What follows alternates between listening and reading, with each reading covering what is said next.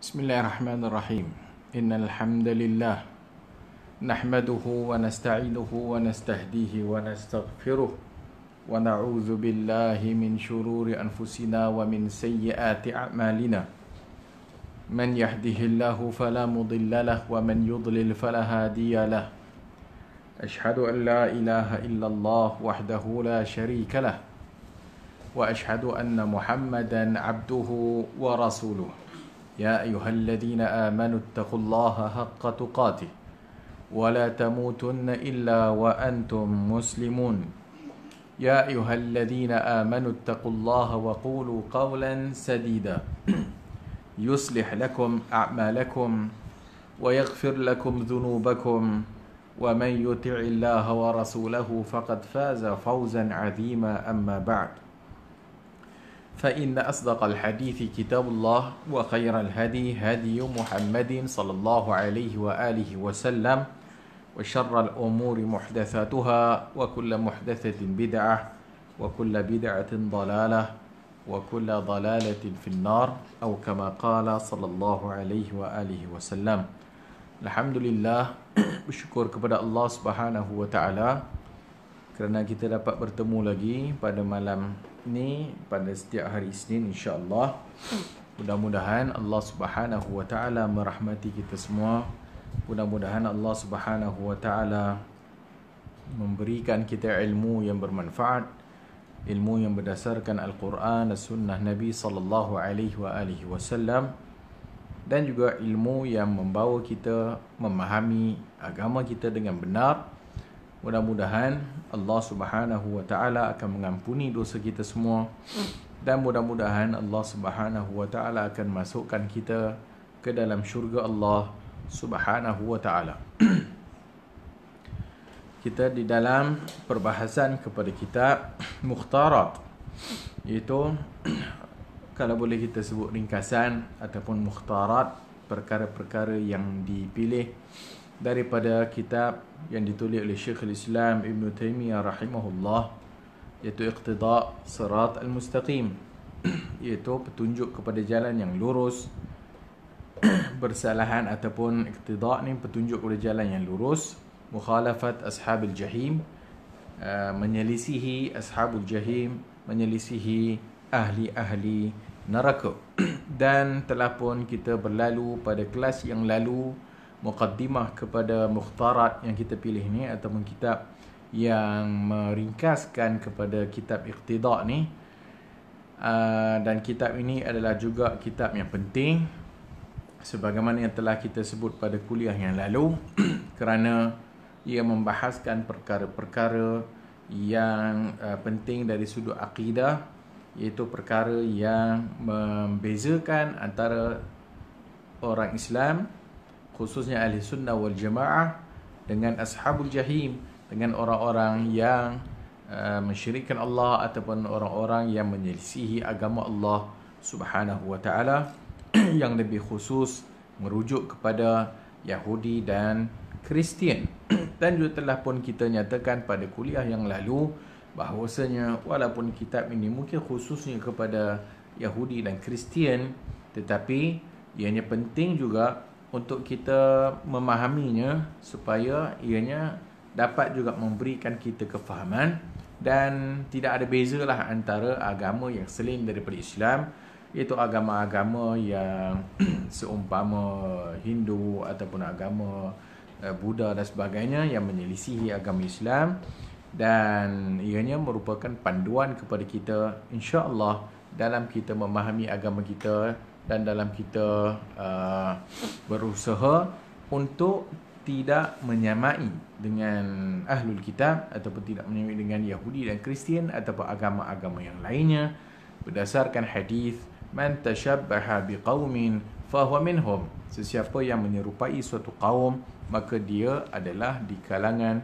kaum tersebut. Dan telah juga kita masuk pada bab yang pertama, ialah bab yang menyebutkan tentang kesesatan Yahudi dan Kristian. Dan juga telah pun kita nyatakan bahawasanya apa yang disebut oleh ulama-ulama salaf kita, bahawasanya kita bimbangi bahawasanya para ulama kita ini kadang-kadang ataupun orang-orang yang ada ilmu kadang-kadang lebih menyerupai ataupun mirip kepada Yahudi, iaitu kerana mempunyai ilmu ataupun mengetahui kebenaran tetapi tidak mahu mengikutinya, ataupun mengetahui kebenaran tetapi mencari jalan ataupun mencari jalan supaya tidak mahu melaksanakannya, ataupun penuh dengan macam-macam keuzuran untuk kita tegakkan kebenaran, maka itu dibimbangi sebagaimana yang telah disebutkan oleh Sufyan ibn Uyainah. Sufyan ibn Uyainah menyatakan bahawasanya para ulama lebih mirip kepada Yahudi apabila mereka mengetahui kebenaran tetapi tidak mahu mengikutinya, dan adapun orang-orang awam di kalangan orang Islam itu lebih mirip kepada Nasrani kerana mereka itu melakukan sesuatu atau beramal sesuatu tanpa berdasarkan ilmu. Maka kedua-duanya adalah perkara yang dijelaskan seperti yang telah kita baca surah Al-Fatihah, ihdinas siratal mustaqim siratal ladzina an'amta alaihim ghairil maghdubi alaihim waladdallin. Ghairil maghdub, bukan jalan yang Allah murkai kepada mereka iaitu Yahudi, dan juga bukan jalan orang-orang yang sesat iaitu merujuk kepada Kristian. Pada bab yang kedua adalah bab yang membicarakan persoalan sikap berlebih-lebihan menyebabkan kesesatan. Sikap berlebih-lebihan, al-ghulu, adalah penyebab kepada kesesatan. Dan ini telah pun macam kita isyaratkan pada kuliah yang lalu, bahawasanya telah pun kita habis membaca kitab Kashfus Syubuhat, iaitu kitab yang ditulis oleh Syekhul Islam Muhammad ibn Abdul Wahhab. Iaitu dalam Kashfus Syubuhat adalah kitab yang menyingkap syubuhat-syubuhat ataupun kesamaran-kesamaran yang ditimbulkan oleh ahlu syirik, orang-orang yang melakukan syirik kepada Allah Subhanahu wa taala, sama ada ianya seorang kafir ataupun seorang muslim yang mengaku muslim tetapi melaksanakan perkara syirik kepada Allah Subhanahu wa taala, dan mereka menimbulkan pelbagai syubuhat, iaitu perkara-perkara yang samar-samar untuk menjustifikasikan perbuatan kesesatan yang mereka lakukan. Dan dalam Kashfus Syubuhat telah pun kita panjang lebar membicarakan persoalan al-ghulu fis salihin, iaitu melampau-lampau kepada orang saleh. Dan dalam bab yang kedua daripada mukhtarat daripada kita Iqtida' Siratal Mustaqim ni, maka bab yang kedua adalah sikap berlebih-lebihan adalah penyebab kepada kesesatan. Dan sikap berlebih-lebihan terhadap para nabi ataupun terhadap orang-orang saleh, maka dia telah terjadi pada kelompok-kelompok di kalangan ahli ibadah dan juga pengikut-pengikut kesufian. Itu pada kebiasaannya.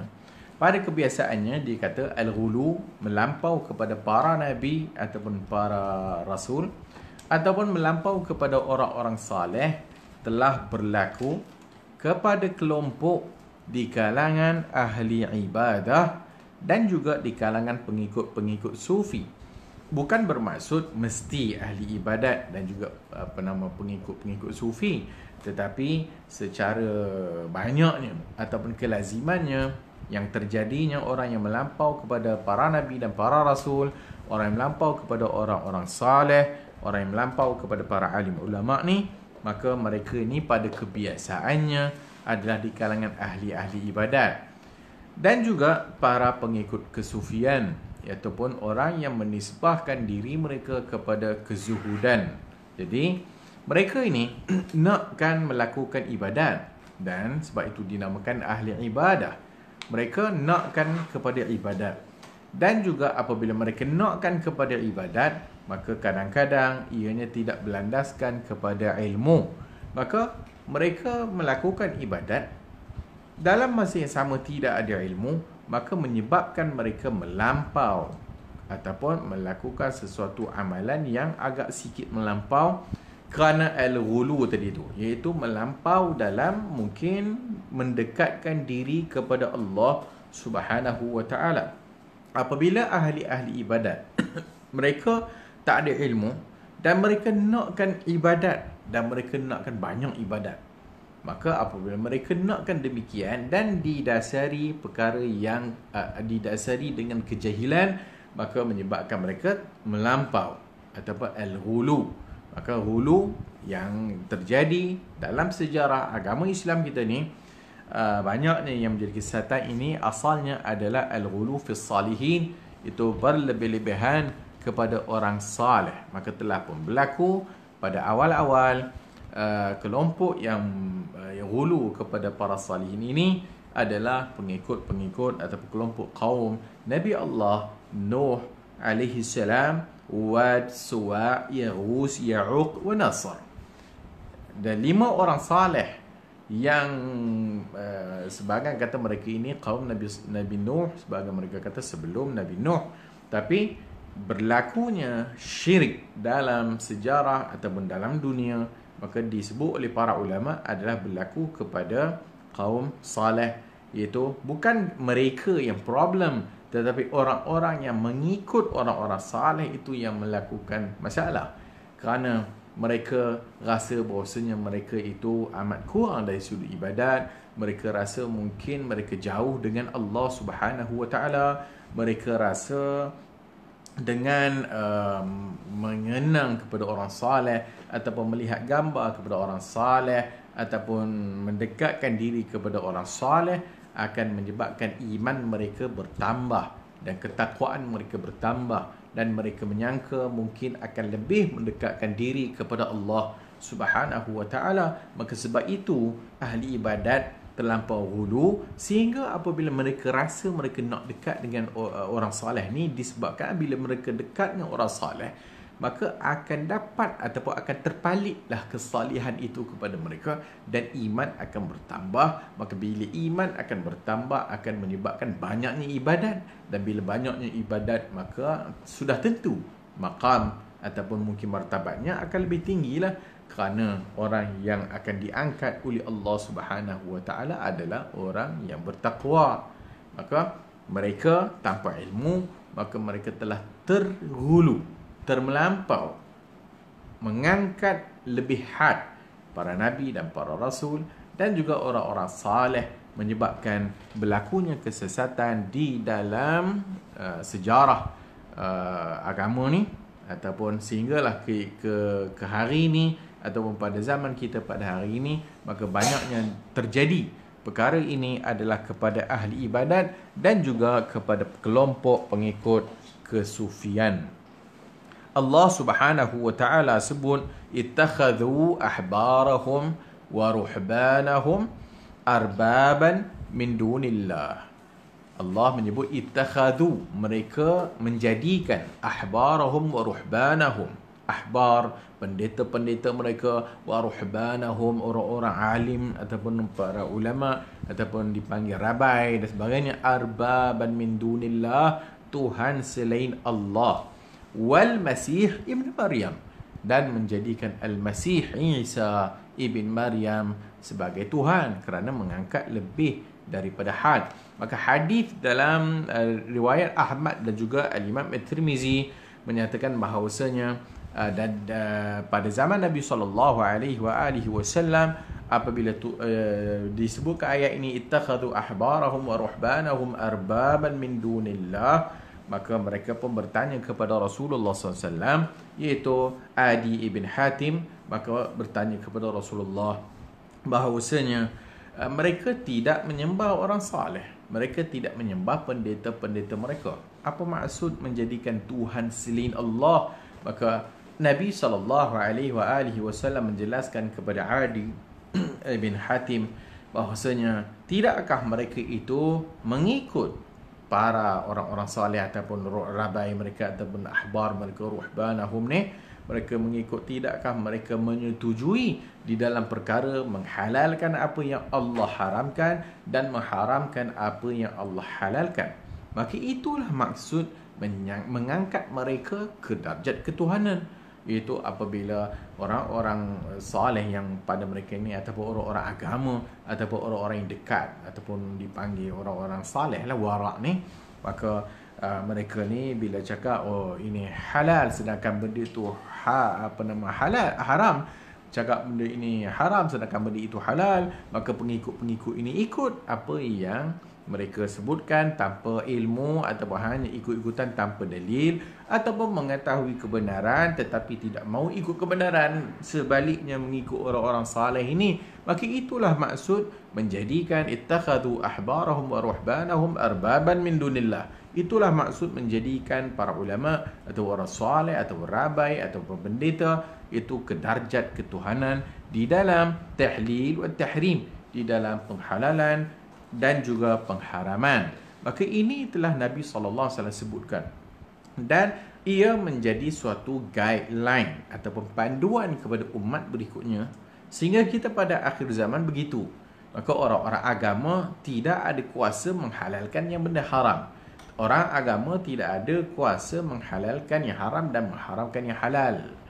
Mereka hanya menyampaikan apa yang dibawa oleh Nabi, dan mereka hanya menyampaikan apa yang mereka tahu dari isi kandungan Al-Quran dan juga menyampaikan sunnah Rasulullah sallallahu alaihi wasallam. Tetapi kalau orang agama sendiri melakukan suatu perkara tambahan dalam bab ibadat, orang agama sendiri yang menyuruh orang melakukan suatu benda yang tak diajar oleh Nabi atas alasan benda baik dan ianya mendekatkan diri kepada Allah, maka apa bezanya dengan apa yang telah kita sebutkan, iaitu mereka-mereka yang menjadikan ahbar atau ruhban arbaban min dunillah. Maka orang agama tidak ada kuasa di dalam menghalalkan yang haram dan mengharamkan yang halal. Orang agama hanyalah seumpama apa yang dibawa oleh Nabi. Nabi hanya menyampaikan apa yang Allah sampaikan kepadanya.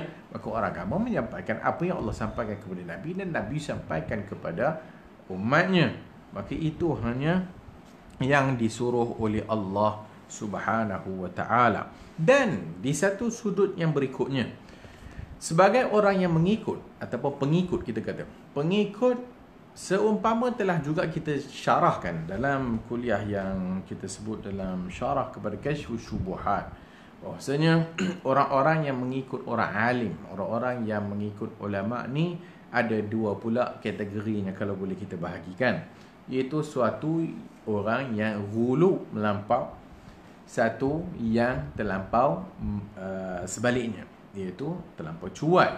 Satu ghulu, melampau sehingga menjadikan orang-orang saleh ini suatu menyifatkan orang-orang saleh dengan suatu sifat yang tak layak bagi mereka, dan satu kumpulan lagi yang terlampau cuai sehingga tidak memberikan hak orang saleh dan tidak memberikan hak ulama umpamanya. Maka ahli sunnah mengajarkan kepada kita senantiasa berada di tengah-tengah di antara dua puak ni tadi, puak yang melampau dan puak yang terlampau cuai. Orang yang melampau sehingga mengangkat lebih orang saleh sehingga ke darjat yang tak sepatutnya dilarang oleh agama, dan juga sebaliknya, orang yang tidak memberikan hak orang saleh atau tidak memberikan hak ulama sehingga tidak hormat, sehingga langsung tidak mau mengikut, langsung tidak ada tempat ataupun tidak meletakkan para alim ulama ataupun orang-orang saleh pada tempatnya. Ini juga adalah suatu kesalahan. Maka diajar oleh ahli sunnah wal jamaah, kita mesti meletakkan orang-orang saleh, para alim ulama, orang-orang yang dekat dengan Allah ni pada tempatnya, iaitu dengan menghormati mereka dan dengan mengikut apa yang mereka ajarkan kepada kita, tanpa mengangkat mereka lebih pada darjat yang sepatutnya dan tanpa mengurang-ngurangkan hak mereka. Maka itu yang diajar oleh agama kita kepada kita. Maka jangan terlampau melampau dan jangan terlampau langsung tidak meletakkan hak mereka pada tempatnya. Maka kita disuruh mengambil berkat, keberkatan yang ada pada orang saleh, keberkatan yang ada pada alim ulama. Bukan kita mengangkat mereka pada darjatnya dengan menyapu-nyapu, dengan menyalak-nyalak, dengan menjilat-jilat, dengan mengambil air liur mereka dan sebagainya. dan bukan pula seperti yang tadi kita langsung tak mau ikut, langsung dikutuknya, langsung dihinanya para alim ulama. Itu tidak. Tetapi kita mengambil keberkatan yang ada pada orang alim, pada orang ulama atau pada orang saleh dengan mempelajari ilmu daripada mereka. Maka bila kita mempelajari ilmu daripada mereka, maka kita dapat ilmu yang kita belajar daripada orang alim ni tadi. Maka dengan ilmu itulah ada keberkatan. Dengan ilmu itulah ada keberkatan. Kenapa? Kerana yarfa'illahu alladhina amanu minkum walladhina utul ilma darajat. Allah mengangkat, yarfa'illahu alladhina amanu minkum. Allah mengangkat orang-orang yang beriman di kalangan kamu. Dan orang-orang yang diberikan oleh Allah kepada mereka ilmu, darajat, beberapa darajat. Maka orang-orang alim ulama ini, berkat mereka apabila ilmu mereka, Allah angkat kedudukan mereka dan martabat mereka ke tempat yang sepatutnya. Bukan seumpama kita macam yang kita sebut tadi, dahlah belajar pun tak mau, pergi menghadiri kelas para ulama pun tak mau, mengaji kitab apatah lagi, mendengar kalam nasihat mereka pun tak mau, mendengar fatwa, mengambil fatwa mereka pun tak mau. Maka kemudian kita hanya mengambil bekas makanan mereka, hanya minum bekas air yang telah diminum oleh mereka, hanya menyalak-nyalak jubah mereka, hanya mengikut-ngikut mereka dan sebagainya, kerana syok-syok sendiri ikut para alim ulama. Itu tidak mengangkat darjat. Bahkan itu adalah orang yang tak reti mengambil keberkatan yang ada pada para alim ulama dan sebagainya. Maka ini harus kita fahami kedudukan yang sepatutnya. Jangan terlampau melampau dan jangan terlampau merendahkan kedudukan mereka pada tempat yang tidak sepatutnya. Baik, kalau kita lihat kepada perilaku kependetaan yang ada dalam Islam, kita tidak ada seumpama kependetaan yang telah kita nyatakan. Tetapi kalau kita lihat kepada ajaran Nasrani dan sebagainya, maka mereka ada perkara itu. Dan menyebabkan masalahnya adalah orang Islam terikut-ikut. Orang Islam meniru-niru. Orang Islam terikut-ikut apa yang ada pada ajaran mereka. Maka seumpama kalau kita lihat kepada ajaran agama Nasrani umpamanya, maka mereka contohnya menyanyi-nyanyi, nyanyian-nyanyian dengan suara yang sedap, dengan satu suara dan sebagainya. Kemudian gambar-gambar yang pada mereka ada kemuliaan dan sebagainya. Maka itu mereka buat sesuatu yang tak diajar oleh Nabi. Mereka buat suatu ajaran yang tak diajar oleh agama mereka. Maka mereka menjadikan nyanyian-nyanyian sebagai agama. Hanya datang kepada tempat ibadat, kemudian menyanyi-nyanyi, kemudian melukis-lukis gambar dalam tempat ibadat. Maka dengan gambar-gambar tersebut mungkin akan menambah keimanan. Islam tidak mengajar begitu. Islam tidak mengajar mesti nampak gambar ulama. Islam tidak mengajar mesti dalam masjid pergi ukir gambar angel, malaikat, pergi ukir gambar umpama Nabi. Islam tak pernah ajar demikian. Tetapi ianya berlaku kepada ajaran Nasrani ataupun pengikut-pengikut Nasrani. Maka mereka masuk dengan penuh gambar-gambar dan patung-patung. Telah berlaku pada zaman Nabi pun. Dan mereka masuk dengan menyanyi-nyanyi dan sebagainya. Maka menyanyi-nyanyi itu konon-kononnya akan meningkatkan keimanan mereka dan sebagainya. Dalam Islam tidak ada seumpama itu. Kita tidak ada ibadat yang menyanyi-nyanyi. Dan kita tidak ada suatu ibadat yang melihat gambar-gambar. Maka ini adalah suatu perkara yang seumpama Nasrani. Maka orang Islam terikut-ikut. Orang Islam mula mengambil sedikit demi sedikit. Maka orang Islam pun mengubah nyanyian itu kepada nasyid dan seumpamanya, atau qasidah dan sebagainya. Maka mereka pun menyanyi qasidah dan sebagainya dengan i'tiqad sesuatu akan umpama dengan menyanyi-nyanyi lagu qasidah umpamanya akan meningkatkan keimanan. Dengan menyanyi lagu qasidah akan mengenangkan kita kepada Nabi dan akan macam-macam lah. Maka perkara itu tak pernah diajar oleh agama kita dan sebagainya. Maka ditambah lagi teruk lagi apabila berzikir dan seumpamanya dengan alat muzik dan sebagainya, memang langsung lari terus daripada ajaran yang dibawa oleh Nabi kita Muhammad sallallahu alaihi wa alihi wasallam. Dan itulah yang berlaku kepada Yahudi dan Kristian. Yahudi dengan ilmu yang ada tetapi tidak mau mengikutnya juga menyalahkan Kristian. Wa qalatil yahud, berkata Yahudi, laysatin nasara ala syai'. Orang yang Kristian, Nasara apa tak ada bukan kebenaran pun. Salah. Wa qalatin nasara, berkata Nasara, berkata pula Kristian atau Nasara, laysatil yahud ala syai'. Yahudi apa tak ada.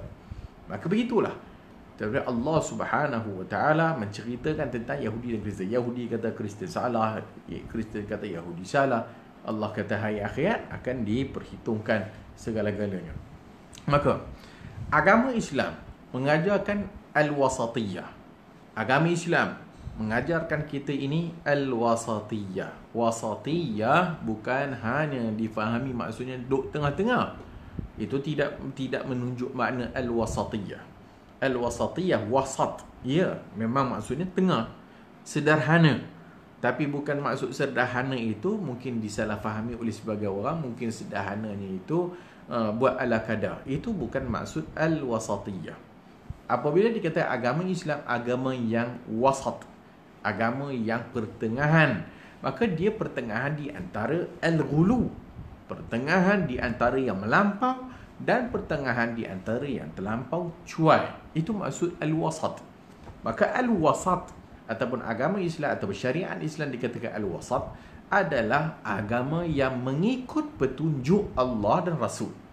Maksudnya apa yang Allah mahu dan apa yang Nabi mahu, maka itulah al-wasat. Bukan maksud agama Islam ni banyaklah amalan-amalannya tapi kita buat ala kadar. Itu tidak masuk al-wasat. Agama Islam ni banyak amalan-amalannya, puasa dan sebagainya, tapi kita ambil sikit udah. Itu tidak nama al-wasat. Itu ambil separuh, tinggal separuh. Itu tidak nama al-wasat. Maka al-wasat, pertengahan, ada antara yang melampau dan yang terlampau cuai dalam beragama. Maka agama Islam pertengahan di antara bab-bab akidah umpamanya. Agama Islam pertengahan di antara Yahudi dan Kristian.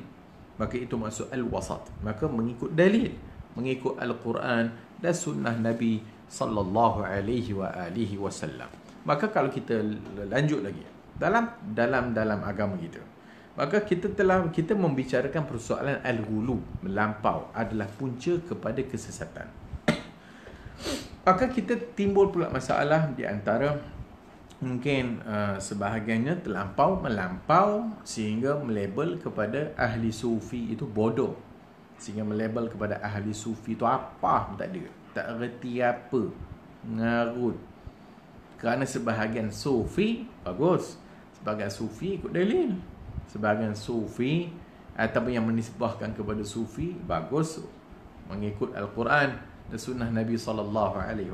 Maka kata ahli fiqah, umpamanya orang fiqah menuduh kepada ahli-ahli ibadat sebagai mungkin jahil, bodoh, apa tak tahu, buat agama ikut suka. Dan sebaliknya, mungkin ahli sufi pula melihat kepada ahli syariat. Ahli sufi pula kata tengok kepada konon-kononnya orang fiqah. Maka dia kata ini apa dengan amal agama tapi tak ada ruh. Amal agama tapi mengarut, tak dekatkan kepada Allah Azza wa Jalla. Maka dua-dua salah. Maka kita tidak secara sembrono menghukum dan sebagainya. Hatta term sufi dan sebagainya. Maka sufi ni adalah suatu term lah. Tapi kita tidak bahaskan bab tu lah. Nak bahas bab sufi tak sufi, adakah term itu boleh pakai tak boleh pakai dan sebagainya lah. Musyahata fil istilah. Maka istilah itu tidak penting. Tetapi apakah ajaran yang dibawa sesuatu kelompok tu? Maka kalau dinisbahkan kepada kesufian, maka mereka ni sufi ke, tarekat ke, benda ke. Tetapi kalau isi kandungan ajarannya itu melaksanakan Al-Quran dengan sunnah Nabi SAW, jauh daripada bid'ah dan sebagainya, maka bubuhlah nama sufi ke, tarekat ke, semua okey berlaku. Katalah pula sebahagiannya kata mereka ahli sunnah, mereka ini tidak mau bid'ah dan sebagainya, tapi dalam masa yang sama sebenarnya ajaran mereka pun lari daripada Al-Quran dengan sunnah. maka bubuhlah nama ahli sunnah pun, maka tetap tidak betul, dan tetap tidak mereka itu mewakili ahli sunnah. Maka term ataupun nama tak penting, tetapi kita nak tengok apa ajarannya. Maka kalau dia kata dia ada tarekat ke apa benda ke, dia kata dia ahli sufi ke dan sebagainya, maka kita nak tengok, okey tak apalah, bubuhlah nama apa pun dan sebagainya. So umpama kita ada NGO lah, NGO A, NGO B, NGO C, semuanya dakwah kepada agama Islam. Tetapi nak tahu hak NGO ataupun kumpulan A, kumpulan B, kumpulan C, kumpulan D dan sebagainya itu betul tak betul, maka ditimbang dengan neraca Al-Quran dan sunnah Nabi sallallahu alaihi wasallam. Maka yang benarnya adalah dilihat kepada apa yang dibawa, apa ajaran yang diajarkan, apa amalan yang mereka buat dan sebagainya. Maka kalau sekiranya amalannya bertepatan dengan sunnah Rasulullah sallallahu alaihi wasallam, maka selamat. Dan kalau sekiranya namanya itu ahli sunnah atau ahlul haq dan sebagainya, ahlul hadis, tapi dalam pengamalannya itu jauh daripada petunjuk sunnah Nabi sallallahu alaihi wasallam, maka itu adalah sesuatu yang tak sepatutnya juga adalah merupakan kesalahan. Maka apa-apa pun al-wasat atau al-wasatiyah, kita ada duduk tengah-tengah. Maka semuanya berdasarkan ilmu. Apa-apa pun ilmu. Kalau tak ada ilmu, maka kita wala taqfu ma laysa laka bihi ilm. Jangan kamu buat sesuatu yang kamu tidak mempunyai ilmu berkenaan tentang perkara itu. Berikutnya, apabila Syekhul Islam Ibn Taimiyah rahimahullah membahaskan dan membicarakan dan membawakan hadis-hadis tentang perpecahan umat. Dan semua kita tahu hadis perpecahan. Seumpama hadis Abu Hurairah radhiyallahu anhu anna Rasulullah sallallahu alaihi wasallam qala tafarraqat al-yahud ala 71 atau 72 atau 72 firqatan. Akan berpecahlah puak-puak Yahudi kepada 71 atau 72 kumpulan. Wan nasara mithla dhalika, dan Nasrani, Kristian juga seumpama itu, berpecah kepada 71 atau 72 kumpulan. Wa taftariqu ummati, adapun umatku, taftariq berpecah ala 73 firqatan, 73 kumpulan. Dalam hadis yang diriwayatkan oleh Ibnu Majah, Abu Daud, At-Tirmizi dan sebagainya, kata Al-Imam At-Tirmizi hadisun hasanun sahih. Jadi hadis ini semua kita pernah dengar dipanggil hadis iftiraq, iaitu apabila dijelaskan bahawasanya Yahudi dan Kristian berpecah. Satu riwayat mengenai Yahudi 71, Kristian 72, Islam 73 golongan. Yang kita bacakan riwayat tadi adalah berpecahnya Yahudi kepada 71 atau 72, dan begitu juga Kristian, sama ada 71 atau 72, dan umatku akan berpecah, kata Nabi, kepada 73, lagi banyak, 73 golongan. Dan 73 golongan ni Nabi tidaklah menamakan satu persatu, kerana tidak ada keperluan untuk menamakan satu persatu. Walaupun di sana ada ulama yang membahaskan siapa dia 72 golongan 73 dan sebagainya itu tapi itu satu perkara yang lain. Tapi yang pentingnya Nabi SAW dalam hadis yang diriwayatkan oleh Muawiyah ibn Abi Sufyan, kulluha finnar, kulluha finnar, semuanya dalam neraka, illa wahidatan, melainkan satu golongan saja, wahiyal jamaah. Kan 73 golongan semuanya dalam neraka, illa wahidatan, melainkan satu golongan saja. Kan itu yang penting. Yang kita nak tahu adalah yang masuk syurga. Yang 70 lebih tadi buat apa penat saja kita duk menyenaraikan. Maksudnya hanya Nabi sebut satu golongan saja, itu al-jamaah, ataupun ma'ana alaihi al-yawma wa ashabi, apa yang aku dan para sahabatku berada di atasnya pada hari ini. Maksudnya mengikut agama yang dibawa oleh Nabi dan juga yang difahami oleh para sahabat Nabi radhiyallahu anhum ajma'in, maka selesai masalah. Maka siapa-siapa saja yang mahu masuk ke dalam golongan yang dipanggil satu yang terselamat ni, firqatun najiyah ni tadi, kumpulan yang selamat, ta'ifatul mansurah, kumpulan yang ditolong ini, maka dia punya kriterianya adalah al-jamaah. Kriterianya adalah jamaah. Dan apa maksud jamaah pula? Kriteria yang ana alaihi al-yawma wa ashabi, apa yang aku dan para sahabatku berada di atasnya. Maka itu suatu sudah mencukupi untuk kita faham bahwasanya golongan mana yang masuk syurga Allah Subhanahu wa taala. Maka suatu golongan yang mendakwa dia Muslim, mendakwa mengikut Allah, mengikut agama Islam, tetapi dalam masa yang sama mengkafirkan para sahabat Nabi dan tidak mahu mengikut para sahabat Nabi, so jawapannya dah tahu. Dan ada golongan yang mungkin mendakwa mereka itu Islam dan sebagainya, mengikut agama yang dibawa oleh Allah Azza wa Jalla, tapi melampau pula kepada sahabat pun salah juga.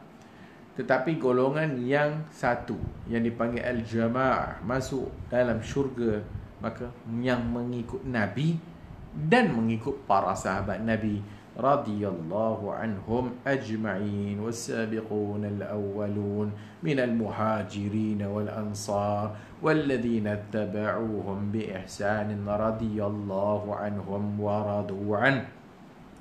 Was-sabiqun al-awwalun, orang-orang awal yang masuk Islam.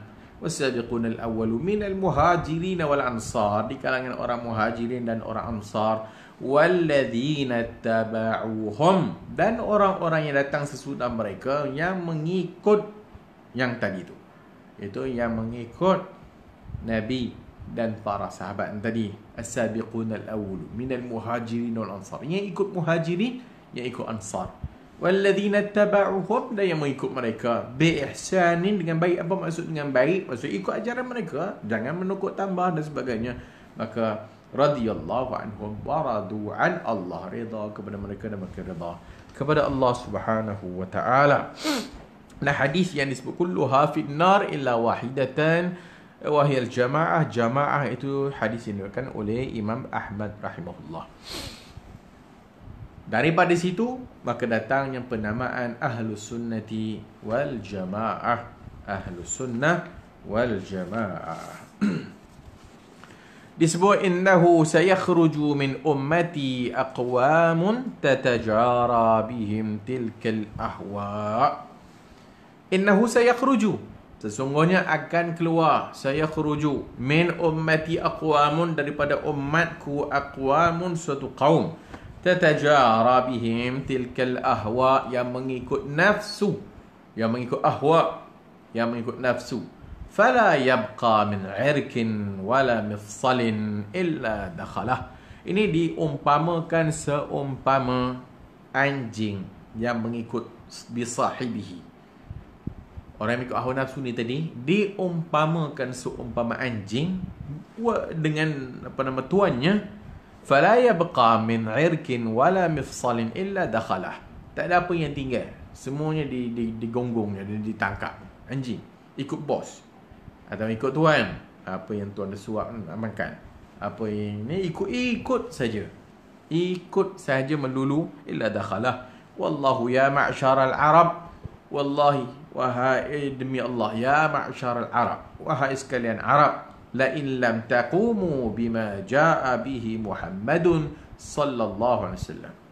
La in lam taqumu, wahai orang Arab, kalau sekiranya kamu tidak mengikut ma jaa bihi Muhammadun, apa yang dibawa oleh Muhammadun sallallahu alaihi wa alihi wasallam, la ghairukum minan nas ahra an la yaquma bih, maka dah engkau, kalau orang Arab dah tak mau ikut Nabi, maka dah tentulah selain Arab dah memang tentulah tak ikutnya. Dan kerana apa? Kerana Islam turun kepada Nabi Muhammad sallallahu alaihi wasallam dan di kalangan masyarakat Arab pada ketika itu. Maka Islam turun di kalangan orang Arab. Maka apabila Nabi SAW kata akan keluar daripada umatku suatu kaum yang mengikut nafsu macam anjing dengan bosnya atau dengan tuannya, semuanya diambilnya, tak ada apa yang tinggal. Wallahi ya ma'syara al-Arab, wahai sekalian Arab, kalau kamu ini tidak jadi atau tidak mengikut apa yang dibawa oleh Muhammad sallallahu alaihi wa alihi wasallam, maka dah tentulah orang selain Arab tak adalah yang mengikutnya. Hadis diriwayatkan oleh Imam Ahmad, Abu Daud dan juga Al-Imam Al-Hakim.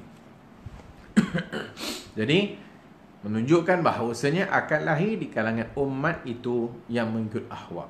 Sebab itu bila kita menamakan Ahlus Sunnati wal Jamaah, itu orang yang mengikut sunnah dan jamaah. Orang yang mengikut sunnah dan jamaah. Jamaah para sahabat Nabi.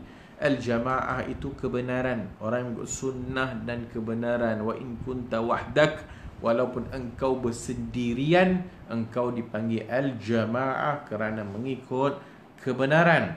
Tapi kalau kita berjemaah ramai-ramai tapi semuanya sesat, tidak mengikut jamaah, tidak mengikut kebenaran, maka ini tidak dipanggil al-jamaah. Ini tidak dipanggil al-jamaah.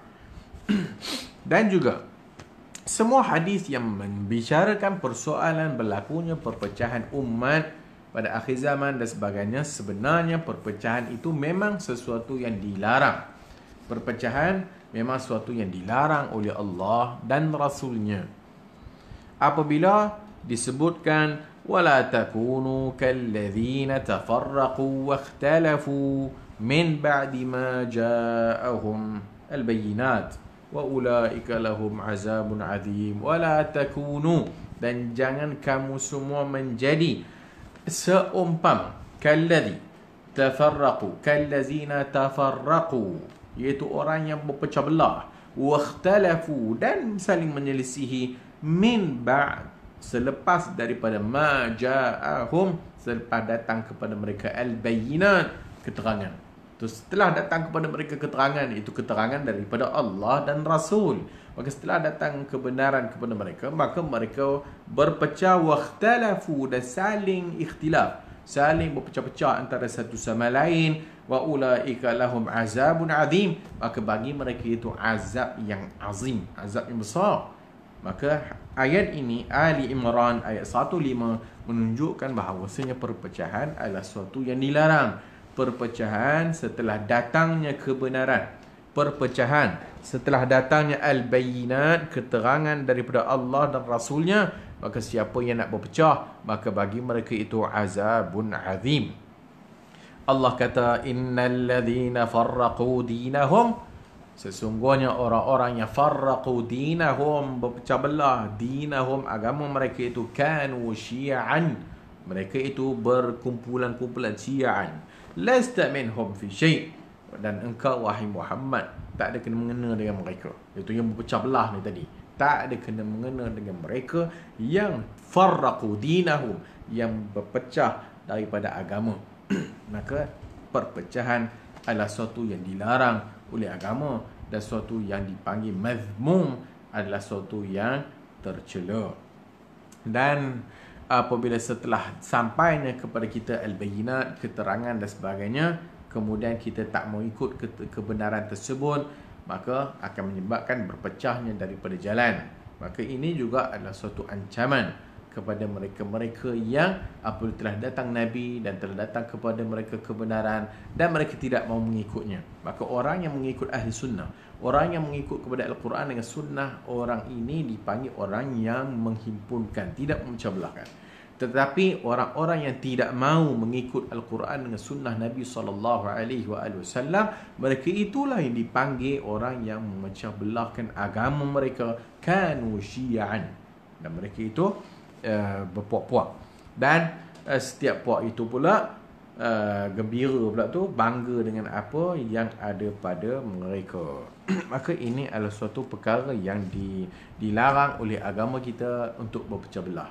Tapi macam kita sebutkan tadi, kalau sekiranya kita berpegang kepada tali Allah, wa'tasimu bihablillahi jami'an wa la tafarraqu, berpeganglah kamu kepada tali Allah dan jangan kamu berpecah belah. Dan kita pegang kepada tali Allah, pegang kepada Al-Quran dan pegang kepada sunnah Rasulullah sallallahu alaihi wasallam.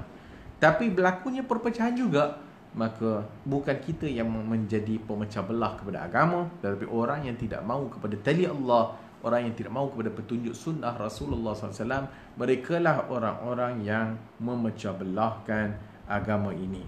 So ini dalam bab yang kedua. Berikutnya, kalau kita lihat pula pada bab yang ketiga adalah bertajuk ikhtilaf. Bab yang ketiga membahaskan persoalan ikhtilaf. Dan ikhtilaf ni maksudnya perpecahan lah, atau ikhtilaf perbezaan.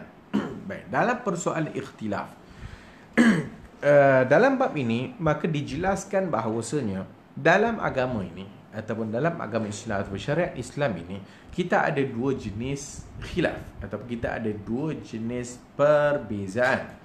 Yang pertama dipanggil khilaf tanawwu'. Yang pertama dipanggil khilaf tanawwu' itu perbezaan dari sudut bentuk perbezaan. Maksudnya ada perbezaan dari sudut tanawwu' itu. Tanawwu' ni pelbagai.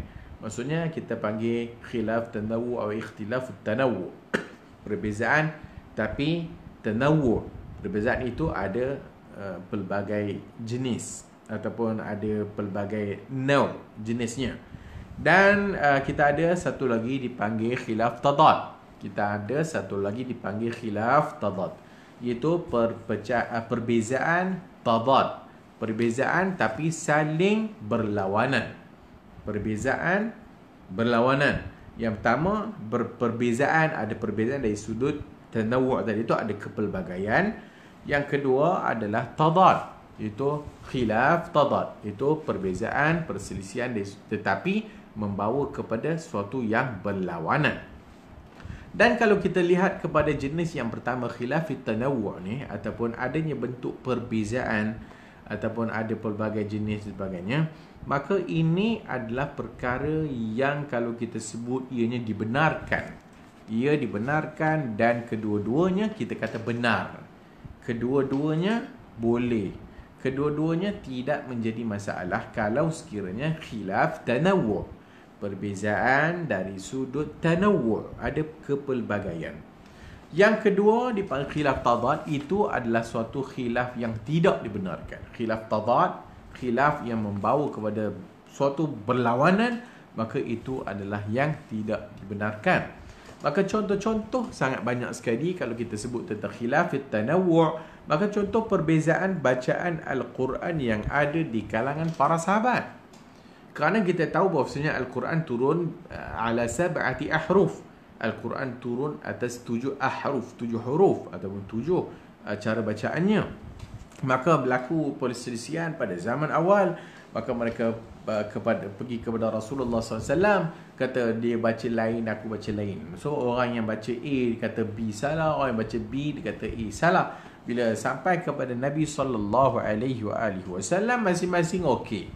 A pun okey, B pun okey. Dan kita tahu bahawasanya macam kita sebut tadi, perbezaan dari sudut bacaan Al-Quran yang datangnya juga daripada Nabi SAW. Antaranya lagi contoh dua pendapat yang sebenarnya sama tetapi hanya bezanya dari sudut ungkapan saja. Kita panggil khilaf lafzi. Lafaz saja berbeza tapi sebenarnya pada hakikatnya perkara itu sama. Kita ada juga seumpama dua pengertian berbeza tetapi tidak saling bertentangan. Ada dua perkataan yang mungkin beza tapi sebenarnya perbezaan itu tidak membawa pertentangan. Dia membawa maksud kesamaan. Dan ada dua cara yang kedua-duanya benar. Ada juga dua-duanya benar. A benar, B pun benar.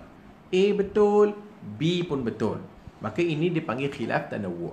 Contoh dalam bab fiqh sangat banyak sekali lah. Kalau kita sebut tentang kita ada riwayat mengangkat takbir, kan hadwa mankibai ala Nabi, mengangkat hazwa mankibai. Dan hadis yang lain Nabi mengangkat ila furu' uzunai, mengangkat sikit hingga ke paras telinga. Maka paras telinga satu hadis, paras bahu satu hadis, dan dua-duanya sahih. Maka itu dipanggil khilaf tanawwu'. Kita ada perbezaan dari sudut bacaan rukuk dan juga sujud. Kita ada subhana rabbil a'la, kita ada subhana rabbil azim, subhana rabbil a'la, subhana rabbil a'la wa bihamdih. Kita ada subhana rabbil azim dan kita ada subhana rabbiyal azim wa bihamdih. Dua-dua ada dan dua-duanya betul datang daripada Nabi sallallahu alaihi wasallam. Hadis kata A pun hadis datang, hadis pun kata B pun suatu benda yang ada. Maka ini adalah suatu perbezaan yang tidak patut berlakunya perselisihan. Dan tidak patut pula datang pula A kata oh B salah, B kata A salah, A kata B itu pelaku bid'ah, B kata A kepada pelaku bid'ah. Sedangkan kedua-dua mereka ada petunjuknya daripada sunnah Nabi sallallahu alaihi wasallam. Tapi kalau ada perbezaan dari sudut perkara ini sehingga A menghukumkan B sesat dan B menghukumkan A sesat, sedangkan dalam perkara tersebut adanya dalil, dua-duanya datang daripada Nabi SAW, maka ini menunjukkan kejahilan ataupun kebodohan, dan juga ataupun dia tahu benda itu betul tetapi bertujuan yang tidak baik. Maka ini adalah kategori khilaf tanawwu', khilaf yang boleh ada perbezaan, dan itu sangat banyak sekali dalam perkara-perkara fiqh dan sebagainya. Baik, berikutnya bahagian kedua, kita ada khilaf tadad, khilaf yang saling bertentangan antara satu sama lain. Maka ia boleh masuk dalam perkara cabang, iaitu furu' ranting, dan boleh masuk dalam perkara pokok, perkara akidah. Seumpama perkara-perkara yang perkara-perkara akidah sebagainya, ada pula perbezaan, tetapi perbezaan tadad, khilaf tadad, khilaf yang saling berlawanan. A dan B saling-saling kata A lain, B lain. Tapi dalam perkara akidah, umpama dalam perkara yang satu bawa dalil, satu tak ada dalil, maka dalam perkara ini, maka para ulama sebut yang benar hanya satu. Seumpama persoalan yang melibatkan persoalan tentang contoh sifat-sifat Allah Azza wa Jalla, perbicaraan tentang takdir, perbicaraan tentang sahabat-sahabat Rasulullah sallallahu alaihi wasallam dan sebagainya. Apatah lagi dan sebagainya, ada juga di dalam perkara-perkara yang melibatkan fiqh. Maka ini dipanggil khilaf tadad. Maka khilaf yang satu dengan dalil-dalilnya, yang B tak ada dalil, hanya ikut nafsu semata-mata, maka ini adalah khilaf yang tak sepatutnya berlaku, dan ia dipanggil tadad, bermaksud hanya satu saja yang benar, yang satu lagi sudah pasti merupakan suatu kesalahan. Maka orang yang Allah Subhanahu wa taala berikan hidayah kepadanya, cahaya Allah Subhanahu berikan dia kepada memahami perkara ini dengan baik, maka ia suatu perkara yang nikmat daripada Allah Subhanahu wa taala. Tetapi kadang-kadang perkara ini juga terjadi kekeliruan, sehingga ulama sendiri berbeza tentang masalah ini. Contoh macam kita sebut tadi tentang perkara-perkara melibatkan akidah dan sebagainya. Kadang-kadang apabila kita sebut dalam perkara ini, macam kita sebut kebenaran hanya satu, tetapi di sana ada pula kata kebenaran itu semua benar, semua mujtahid mesti betul. Maka bila kata semua mujtahid mesti betul, maka kadang-kadang berlakunya syubuhat. Maka bila berlaku syubuhat, maka sepatutnya A punya pandangan dengan dalil-dalilnya daripada sunnah Nabi itu yang sepatutnya betul. B pula tidak ada dalil tetapi hanya ijtihad semata-mata.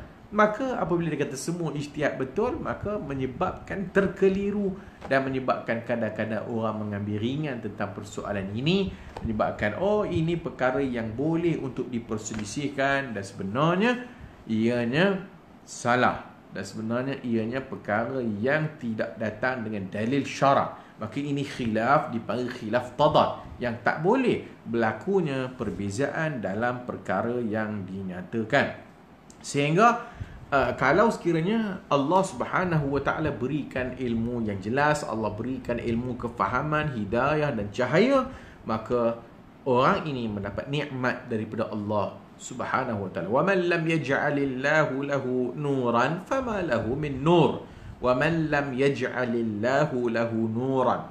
Kalau sekiranya Allah Subhanahu wa taala tidak menjadikan baginya cahaya, fama lahu min nur, maka memang tidak akan mendapat cahaya. Maka ini datang dengan hidayah Allah, dan disebut dalam surah An-Nur ayat 40. Baik. Dalam khilaf tanawwu' macam kita sebutkan tadi, maka itu tidak diragukan lagi. Dua-dua adalah kebenaran. Kalau sekiranya datang dengan dalil. Tetapi macam kita sebut tadi, dalam perkara khilaf tadad atau khilaf yang tidak datang dengan dalil ataupun pemahaman atau ijtihad yang salah, maka ia tetap berlaku kesalahan. Dan sebenarnya perbincangan benda ni sebenarnya panjang. Dan kalau kita lihat dalam perbahasan usulul fiqh, kita lihat dalam perbahasan usulul fiqh, di sana adanya tajuk al-musawwibah wal mukhatti'ah. Al-musawwibah wal mukhatti'ah, ada mazhab al-musawwibah, iaitu semua mujtahid mesti betul. A, B, C ijtihad, dan A, B, C berlainan jawapan, dan semua mesti betul. Dan di sana ada dipanggil mazhab al-mukhatti'ah. Mazhab al-mukhatti'ah adalah mazhab di mana mereka beriktikad kebenaran hanya satu saja. Kebenaran hanya satu. A ijtihad, B ijtihad, C ijtihad, tetapi kebenaran tetap satu. Walaupun mungkin tidak jelas kebenaran itu ada pada yang mana satu. Maka ini dipanggil perbahasan dalam ilmu usul al-taswib wa takhti'ah. At-taswib itu mazhab yang menyatakan bahawa semua mujtahid betul. Dan satu lagi dipanggil at-takhti'ah, semua mujtahid yang berijtihad tidak semuanya betul, hanya satu saja betul, kerana kebenaran itu satu. Dan kebenaran la yatajazza, kebenaran tidak akan berpecah-pecah. Baik, kalau kita nak lanjutkan perbahasan ni panjang, tetapi kita ringkaskan. Wallahu a'lam, yang rajih adalah mazhab at-takhti'ah, mazhab al-mukhatti'ah, mazhab yang menyatakan bahawasanya semua mujtahid berijtihad dan hanya ada satu saja kebenaran. Dan ini seumpama mazhab ataupun yang diutarakan oleh Imam Malik rahimahullah dan juga al-Imam Syafi'i rahimahullahu ta'ala anhu, dan juga yang lain-lainnya. Dan kalau sekiranya kita sebut dalam mazhab al-musawwibah, maksudnya semua mujtahid betul, semua mujtahid betul, maka itu seumpama Imam Abu Yusuf daripada mazhab Hanafi. Maka macam kita sebutkan tadi, maka yang betulnya insya-Allah wallahu a'lam, maka yang betulnya adalah semua mujtahid yang berijtihad hanya ada satu saja kebenaran, walaupun mungkin tidak jelas ada pada siapa kebenaran tersebut. Tinggal lagi, mujtahid yang berijtihad akan mendapat pahala. Yu'jarul mujtahidu, orang yang berijtihad itu akan diberikan ganjaran iza kana jami'an, kalau sekiranya dia itu ada padanya ilmu dan layak untuk berijtihad. Tapi kalau sekiranya dia itu tidak ada ilmu dan tidak layak untuk berijtihad, maka orang yang ini tidak dapat pahala. Maka disebut idza ijtahada al-hakimu, apabila seorang hakim berijtihad fa asab, betul ijtihadnya, falahu ajran, baginya 2 pahala. Tetapi idza ijtahada, dan kalau sekiranya seorang mujtahid itu berijtihad walam yusib, dan tidak benar, falahu ajrun, hanya ada 1 pahala saja. Maka idza ijtahada al-hakimu, apabila seorang hakim berijtihad fa asab, betul dapat 2. Bermaksud dalam sebahagian lafaz yang lain fa akhta, salah. Yang kedua tadi salah. Maksudnya satu mujtahid kalau dia betul dapat 2. Maksudnya satu ilmu yang digunakan untuk diijtihad dapat pahala, yang kedua betul jawapannya yang dikehendaki oleh Allah dan Rasulnya, maka dapat 2 pahala. Tapi mujtahid diguna ilmunya tapi salah, maka dia tetap dapat 1 pahala kerana dia layak berijtihad tetapi jawapannya salah, maka dia tidak dapat pahala kerana kesalahan. Dan ini adalah suatu perbahasan yang juga penting dalam ilmu usul fiqh, dan insya-Allah yang kita pegang adalah bahwasanya kebenaran itu hanya satu, tidak ia terjezak, tidak berbilang-bilang dan tidak berpisah-pisah. Maka yang penting kita hendaklah memahami dalam perkara khilaf ni, perkara yang boleh berbeza ni, yang boleh berbeza kalau sekiranya dipanggil tanawwu, kalau sekiranya dalil menunjukkan memang ada perbezaan dan boleh buat dengan pelbagai cara, maka itu tidak menjadi masalah. Bahkan A betul, B pun betul.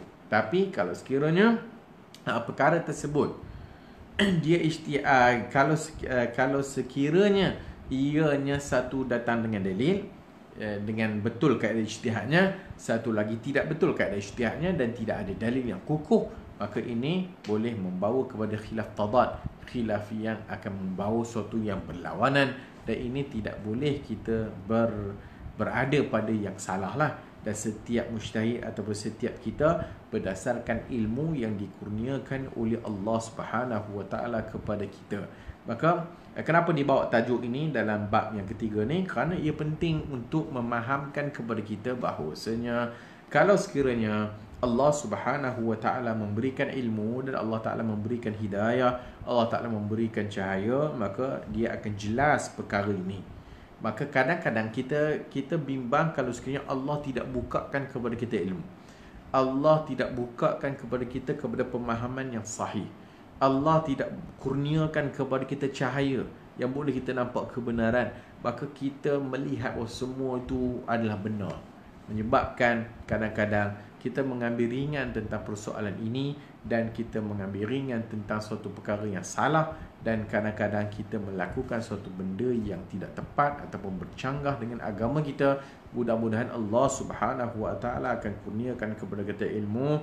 Mudah-mudahan Allah Subhanahu Wa Taala akan kurniakan kepada kita kefahaman, dan ilmu yang kita nak adalah ilmu yang dibawa oleh Nabi kita dan difahami oleh para sahabat Nabi radhiyallahu anhum ajma'in. Dan saya fikir bahawasanya tajuk pertama, kedua, ketiga yang telah kita sebutkan pada kuliah yang lalu dan hari ini adalah sebenarnya mukaddimah kepada apa yang berikutnya akan datang, iaitu lebih spesifik tentang perbezaan antara agama Islam dengan agama yang selain daripada Islam, dan juga adalah suatu kaedah ataupun suatu mabadik, prinsip penting untuk kita faham sebelum kita nak bahas tentang man tashabbaha biqaumin fahuwa minhum. Siapa yang menyerupai suatu kaum, maka dia di kalangan kaum tersebut.